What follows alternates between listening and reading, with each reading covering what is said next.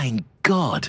This incredible HFY masterpiece found you today. Witness the legend, starting now. The Nexus Military Academy on Station Arcturus had a reputation for producing the galaxy's finest warriors, strategists, and leaders.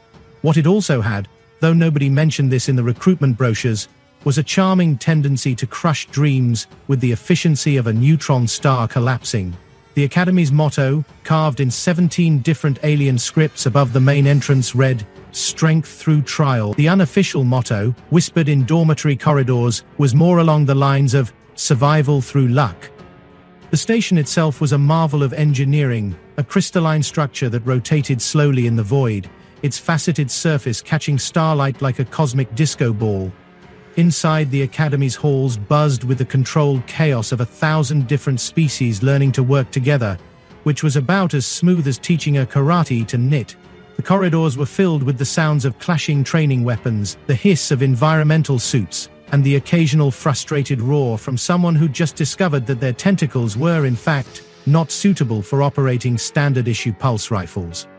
At the bottom of this glorious hierarchy of interspecies military cooperation sat Nyx Reeves, human, aged 19 standard years, and currently holding the distinguished position of most likely to be eaten by her own shadow.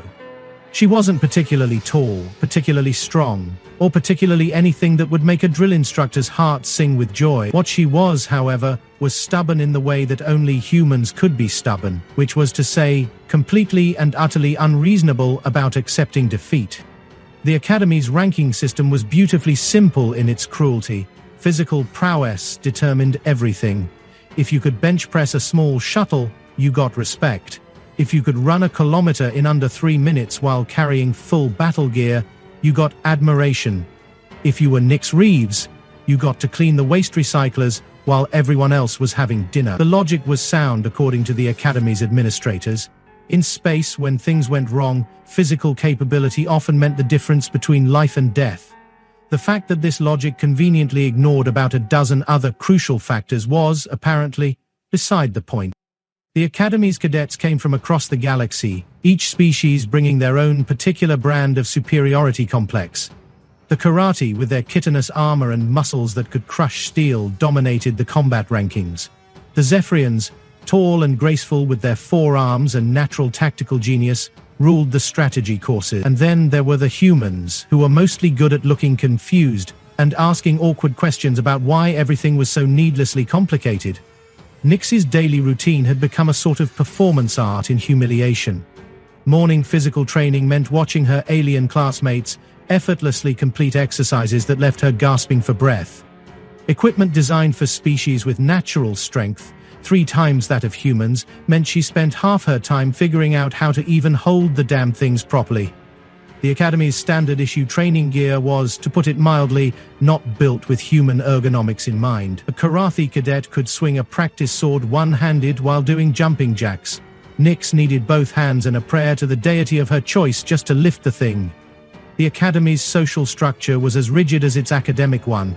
At the top sat the physical elites, the cadets who could bench press small aircraft and run through walls. Below them were the specialists, those who excelled in particular areas but lacked the raw physical dominance of the top tier. And at the very bottom, in a category all by herself, was Nyx. She wasn't just the weakest human cadet, she was the weakest cadet, period. The Academy's other human students, while not exactly setting records, at least managed to avoid being a complete embarrassment to their species. The worst part wasn't the daily humiliation or the knowing looks from instructors who were clearly wondering how she'd managed to pass the entrance exams. The worst part was that she was actually good at the academic side of things. Strategy, logistics, xenobiology, stellar navigation. Give her a problem that required thinking rather than lifting, and she could solve it faster than most of her classmates. Unfortunately, the Academy's philosophy seemed to be that smart cadets were useful right up until the moment they needed to physically implement their brilliant plans, at which point they became expensive paperweights. The ringleader of her daily torment was Thex Moore, a karate whose idea of subtle psychological warfare involved asking her to open containers that he deliberately sealed too tightly for human hands.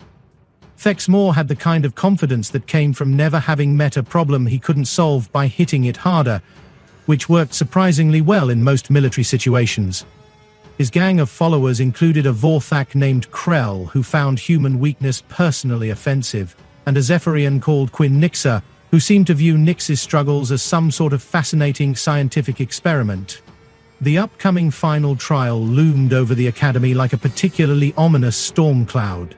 This was the make-or-break assessment that would determine who graduated to actual military service and who got shipped home with a polite letter thanking them for their interest in galactic defense. The trial was designed to test everything: combat skills, tactical thinking, leadership under pressure, and the ability to work as part of a team. It was also, according to Academy tradition, designed to weed out anyone who couldn't handle the realities of military life. The failure rate was impressively high, which the Academy wore as a badge of honor. For Nix, the final trial represented the end of a dream that had probably been unrealistic from the start. She'd applied to the Academy because she believed in the ideals it represented: unity among species, protection of the innocent, and the advancement of galactic civilization. What she'd found instead was a system that valued brute force over intelligence, conformity over innovation, and the ability to lift heavy objects over the ability to think through complex problems. Still, she wasn't ready to give up. Humans, as a species, had a disturbing tendency to keep trying even when the situation was clearly hopeless. The Academy's exotic training grounds were a testament to both advanced technology and questionable decision-making. The facility included everything from zero-gravity combat simulators to environmental chambers that could replicate the conditions on any of 1,000 different worlds. The crown jewel of the training complex was the Biological Preserve, a massive enclosed habitat that housed specimens from across the galaxy. The preserve served a dual purpose. It provided realistic training scenarios involving dangerous wildlife, and it gave the Academy's xenobiology department something to study when they weren't busy explaining why certain species shouldn't be kept in the same enclosure. The preserve's most famous residents were the Gorthak, apex predators from the mining worlds of the Outer Rim. These creatures were the stuff of nightmares, 7 meters long, covered in natural armor plating, with jaws that could snap a shuttlecraft in half. They weighed approximately 700 kilograms each, could run at speeds that made cheetahs look lazy, and had the charming habit of treating anything that moved as either prey or a threat to be eliminated. The Academy kept 3 of them in a specially designed containment area, and senior cadets were occasionally allowed to observe them from behind several layers of reinforced shielding. The creatures were used for advanced training exercises, which was a polite way of saying that they were let loose in controlled environments to chase cadets around and see who survived. The morning of the incident started like any other, which in retrospect should have been the first warning sign. The preserve training exercise was supposed to be routine, a simple navigation and resource-gathering mission in the outer sections of the habitat. The cadets would be divided into teams, given basic equipment, and tasked with locating and retrieving a series of markers, while avoiding the less dangerous wildlife. It was the kind of exercise designed to build teamwork and confidence, which meant that something was almost certainly going to go wrong. Nix found herself assigned to Team 7, along with Thex Moore, Krell, and 3 other cadets she barely knew. The team dynamic was about what you'd expect.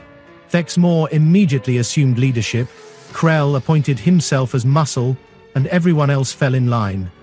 Nix was assigned the role of equipment carrier, which was a diplomatic way of saying, the person who gets to haul everyone else's gear while they do the important stuff. The team's equipment included standard navigation tools, emergency beacons, and enough rations to last a day. What it notably didn't include was any form of defensive weaponry, because this was supposed to be a safe, controlled environment. The first sign of trouble came when their communication devices started malfunctioning. The preserved's dense vegetation and mineral deposits in the soil were known to interfere with electronics, but the disruption was worse than usual. The second sign was when their navigation equipment began giving contradictory readings. The third sign, which even Thexmore couldn't ignore, was when they heard roaring in the distance. The Academy's safety protocols were extensive and, in theory, foolproof. The preserve's containment systems were designed with multiple redundancies, automated monitoring, and emergency response procedures that could handle any conceivable situation.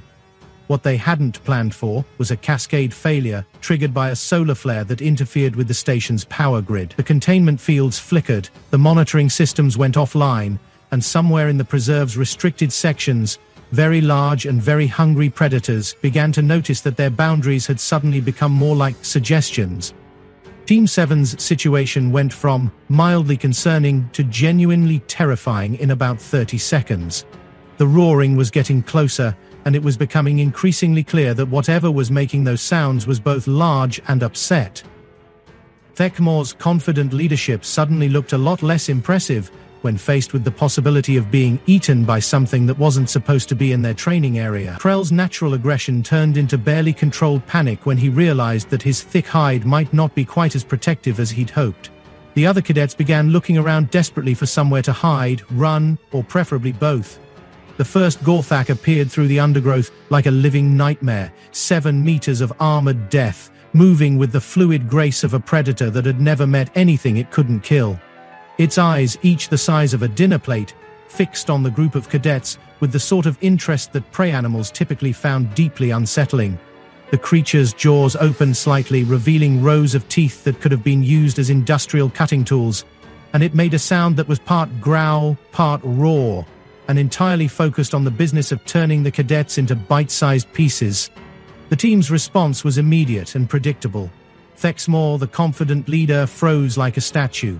Krell, the muscle, discovered that his aggressive nature had limits, and those limits were apparently 7 meters long with very big teeth. The other cadets scattered in different directions, which was probably the worst possible tactical response, but definitely the most instinctive one. This left Nyx standing in the middle of the clearing, holding everyone's equipment, face to face with something that viewed her as an hors d'oeuvre. What happened next would become the stuff of Academy legend, retold in hushed whispers and increasingly exaggerated versions until it took on the quality of myth. The Gorthak, having sized up its options, decided that the small human would make a suitable appetizer before moving on to the main courses. It gathered itself for a charge, muscles bunching under its armored hide, and launched itself forward with the kind of acceleration that made physics professors weep with joy. Nyx's response was not what anyone, including herself, expected. Instead of running, freezing, or doing any of the other things that small prey animals typically did when faced with large predators, she dropped the equipment, planted her feet, and caught the charging Gorthak with her bare hands. For a moment the tableau was almost artistic. A 700-kilogram apex predator, suspended in mid-air, held at arm's length by a human cadet who barely came up to its chin. Then physics reasserted itself, and Nyx did something that defied every law of common sense, several laws of physics, and the Academy's firmly held beliefs about human capabilities. She threw it. Not a gentle toss, not a desperate shove, but a full-bodied throw that launched the Gorthak in a graceful arc across the clearing. The creature landed with a sound like a small earthquake, rolled several times, and came to rest against a tree that immediately decided it would rather be somewhere else. The Gorthak, for its part, lay stunned for several seconds before shaking its head and looking around with the confused expression of a predator that had just discovered that the food chain was more flexible than previously thought. The silence that followed was profound. Even the preserve's background noises seemed to pause, as if the local ecosystem was collectively trying to process what it had just witnessed. Thekmor's jaw had dropped so far that it was in danger of becoming a tripping hazard. Krell was making a sound that might have been words in his native language, but could just as easily have been the noise of his worldview collapsing. The other cadets were staring at Nyx with the kind of expression typically reserved for religious experiences or particularly impressive explosions. The Gorthak, meanwhile, had decided that discretion was the better part of not being thrown again. It gathered itself up, gave Nyx a look that was equal parts respect and concern, and slunk back into the undergrowth. The other 2 Gorthak, who had been approaching from different directions, apparently decided that they had pressing business elsewhere and faded back into the preserve's depths. The immediate danger was over, but the real crisis was just beginning. The Academy's response to the incident was swift, thorough, and characterized by the kind of bureaucratic panic that occurs when established procedures suddenly prove inadequate. Emergency teams swept the preserve, communication systems were restored, and the containment failures were traced and repaired. The official report would later describe the event as a minor technical malfunction with no lasting consequences, which was the kind of creative writing that made military public relations officers drink. The unofficial response was considerably more interesting. Within hours, every cadet in the academy had heard some version of the story. The details varied wildly. Some versions had Nyx wrestling the Gorthak into submission, others had her picking up and throwing all three creatures simultaneously, but the core facts remained consistent enough to be believable. A human cadet, the weakest member of her class, had single-handedly defeated a creature that senior cadets were taught to fear and respect. The revelation that followed was simple in concept, but revolutionary in its implications. Earth's gravity was approximately 3 times the galactic standard. Every other species in the Academy had evolved on worlds where moving was easier, lifting was simpler, and physical effort was correspondingly less demanding. Humans, by contrast, had spent their entire evolutionary history fighting against a gravitational pull that would have crushed most other species. Every step they took, every movement they made, every breath they drew was accomplished against resistance that their alien classmates literally couldn't comprehend. Nyx hadn't been weak. She'd been training under conditions that would have been considered torture for most other species. Every exercise that left her gasping for breath had been like working out while wearing a suit of armor. Every piece of equipment that she'd struggled to lift had been absurdly heavy by her standards, not because she was inadequate, but because it was designed for species that had never had to develop the kind of raw physical power that humans took for granted. The Academy's carefully constructed hierarchy crumbled overnight.